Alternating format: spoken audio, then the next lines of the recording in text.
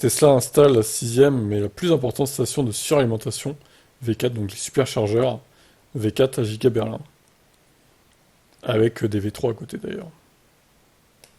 Donc la première était aux Pays-Bas, depuis ils en ont construit d'autres en Autriche, en France, en Italie. L'Allemagne peut désormais également être ajoutée à cette liste. Tesla a ajouté des postes de superchargeurs V4 à Giga Berlin. Cependant, l'importance de cette installation est que Tesla a remplacé les V3 existants par des V4. Ça confirme que Tesla est capable de convertir les stations V3 vers les V4. D'accord. Ah oui, effectivement. Il y a eu beaucoup de discussions sur la rapidité avec laquelle Tesla pourrait déployer ses stations V4.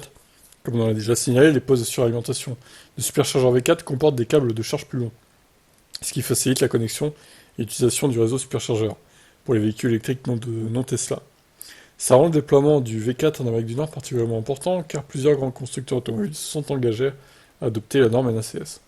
Ce qui veut dire beaucoup plus de voitures qui vont se recharger même là-bas, sur les superchargeurs. Tesla étant en mesure de convertir ses stations V3 en V4, ce déploiement pourrait être considérablement accéléré. Cependant, il y a un hic, car les stations converties ont également besoin de mettre à jour l'infrastructure de support pour permettre des vitesses de charge de 350 kW. Ouais, bon, ok, d'accord. Alors, est-ce qu'ils vont vraiment convertir les V3 en V4 ou est-ce qu'ils vont rajouter des V4 à côté des V3?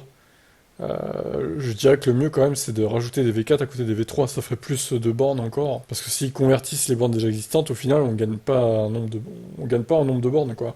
Donc les V3 ça va déjà assez vite, hein. C'est pas grave hein, si c'est pas converti en V4 hein, pour le coup. Enfin, c'est mon point de vue en tout cas, qu'est-ce que vous en pensez vous? Ciao.